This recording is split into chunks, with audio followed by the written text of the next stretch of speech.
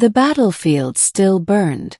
Smoke rose in pillars that painted the alien sky gray, and the ground was littered with the ruins of war.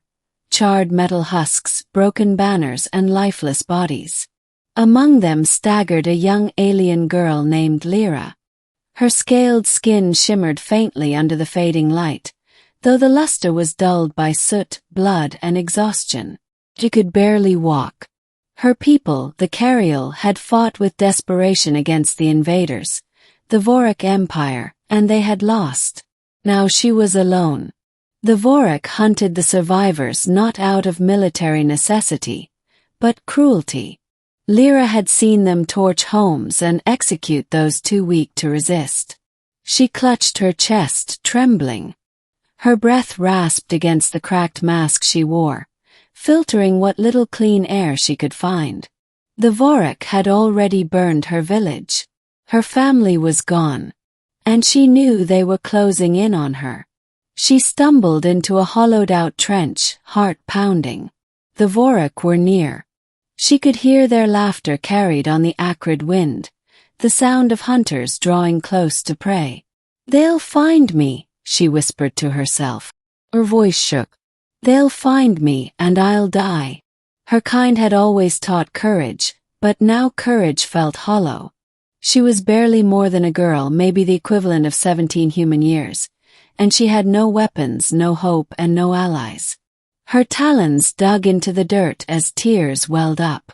The ground vibrated, the heavy steps of armored boots. Closer. She pressed herself against the trench wall, squeezing her eyes shut. Better not to see it coming, she thought. Better not to watch the blade fall. And so Lyra closed her eyes, ready to die. But the strike never came. Instead, she heard something different. Shouting, but not in the guttural tongue of the Vorik. It was rougher, sharper. She opened her eyes cautiously. A figure stood between her and the advancing Vorik squad. Not a Cariel, not one of her own, but taller, broader, wearing battered combat armor she had never seen before. His weapon barked fire and thunder unlike anything she recognized, and the Vorik soldiers fell one after another, their armor pierced with glowing rounds. The stranger moved with precision, each motion efficient, each step purposeful. The Vorik retreated in confusion, dragging their wounded, snarling threats. But none dared press forward.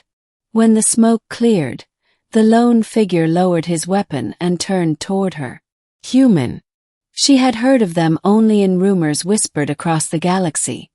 Scattered stories of a resilient species from a blue world at the edge of nowhere. Some said they were dangerous. Others claimed they were saviors. But she had never seen one herself. His helmet retracted with a hiss, revealing a scarred face, sharp eyes, and a weary expression. He looked at her with a mixture of calculation and compassion. "You're alive," he said, his voice deep and strange to her ears. "Good.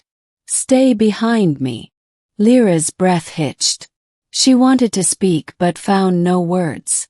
Middle, the journey through ruin. The human's name was Marcus Hale, a soldier stranded far from his own unit. His ship had been shot down during the Vorik's assault, and he had been surviving ever since, harassing their patrols and striking from the shadows. Finding Lyra had not been part of his plan, but once he saw her crouched there, small and trembling, he couldn't walk away. "Can you move?" he asked, checking his weapon. She nodded weakly. "Why, yes," her voice cracked. "Then stay close. Vorik will be back with more." They set off across the ravaged landscape. Lyra's legs ached, but she forced herself to keep pace. Every so often she stole glances at Marcus. He moved with confidence, his rifle slung expertly. His armor scratched but functional. There was a steadiness about him that contrasted sharply with the chaos around them. Why did you save me?" she finally asked, her voice hesitant. Marcus didn't look back. Because you were going to die. And I don't let that happen if I can stop it. Simple words. But to Lyra, they carried a weight greater than any vow her people had ever made. They trekked through ruins and ash until night fell. Marcus found shelter inside the carcass of a destroyed Vorik walker. Its massive legs provided cover, and the interior was warm enough to shield them from the chilling winds. He set up a small lamp and rationed out food. To Lyra's surprise, he offered her the larger share. "You eat," he said. "You need strength." She blinked, confused. Among her people, the strongest always claimed the most food. The weak were expected to endure or perish. But this human, this stranger, handed her the meal without hesitation. I don't understand you," she admitted. "You don't have to." He leaned back against the steel wall, chewing slowly. "Just stay alive. That's all that matters right now." For the first time since the invasion, Lyra felt a spark of warmth, not from the lamp, but from the presence of someone who treated her not as a burden, not as expendable, but as a life worth protecting. Days passed. Vorik patrols scoured the land, forcing them to move constantly. Marcus taught Lyra how to move quietly, how to scavenge, how to avoid detection. She wasn't strong, but she was quick, and under his guidance she learned survival tricks her elders had never shared.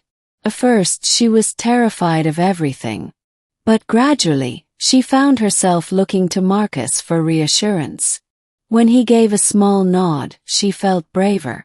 When he spoke, she listened intently. One night, as they watched distant Vorik ships hovering like vultures over the horizon, Lyra asked softly, "Human, Marcus, are all your people like you?" He gave a short laugh. "Not exactly. Some are better. Some are worse." He glanced at her, his expression thoughtful. "But we don't give up on people. Not if we can help it." Her chest tightened. The words were simple, but to a girl who had lost everything, they were life itself. The turning point. Eventually, the Vorik tightened their search. Marcus knew they couldn't run forever. One evening, he pulled a small device from his pack, a beacon jury-rigged from his wrecked ship. "If I power this," he explained, "it'll send a signal. My people might hear it. But the Vorik definitely will." Lyra's eyes widened. "Then they'll come." "Exactly." He met her gaze. "We'll have one shot. If my people are close enough, they'll pick us up. But until then, we'll have to hold out." Fear clawed at her throat, but she nodded. "I'll fight with you." He raised an eyebrow. "You've never fired a weapon." "Then teach me," she insisted. Her voice trembled, but her eyes were steady. For a moment Marcus studied her. Then slowly he handed her a sidearm. "All right, kid. Let's see what you've got." They fortified their position in the ruins of an old tower. Marcus set traps, rigged explosives, and positioned her with clear lines of sight. As night deepened, the Vorik came, dozens of them howling war cries. The first wave hit the traps, explosions lighting the sky. Marcus's rifle spat fire, cutting down the front line. Lyra trembled as she raised the pistol, hands shaking. A Vorik soldier charged her position, and for a moment she froze. Then she remembered Marcus's words. "Stay alive." He fired. The recoil nearly knocked her back, but the shot hit true. The Vorik collapsed. Her chest heaved, but something surged within her. Fear, yes, but also determination. She wasn't just waiting to die anymore. She was fighting to live. The battle raged for what felt like hours. Marcus was everywhere, firing, shouting orders, pulling her to cover when blasts tore the walls apart. Lyra stayed close, firing when she could, ducking when she must. At last, just as Vorik reinforcements closed in, The sky split with streaks of fire. Human dropships roared overhead, their cannons unleashing devastation on the enemy lines. Vorax scattered in panic. Relief washed over Lyra so powerfully she nearly collapsed. Marcus caught her by the shoulder. "We did it," he said, his voice ragged but firm. "We held out." Ending. The human savior. When the human rescue teams arrived, Lyra stood silently beside Marcus, watching as soldiers in similar armor fanned out, securing the area. They looked at her curiously, but no one raised a weapon. She realized Marcus had already spoken for her. "She's with me," he told them. Just 3 words, but enough to shield her. Enough to grant her protection she had never expected. For a long time, Lyra had lived in fear, believing herself abandoned and powerless. But as she looked at Marcus, scarred, weary but unyielding, she felt something new. Hope. Later, as they prepared to leave the ruined world, Lyra stood at the edge of the human shuttle, gazing out at the wreckage of her home. She felt the ache of loss but also the strength of survival. She turned to Marcus. "When I thought I would die, closed my eyes. I didn't want to see it. But when I opened them, you were there." Marcus gave her a tired smile. "Then keep them open from now on. You never know what you'll see."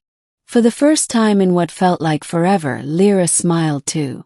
And as the shuttle lifted into the sky, leaving the battlefield behind, she knew one truth beyond all doubt. Humanity was more than rumor, more than legend.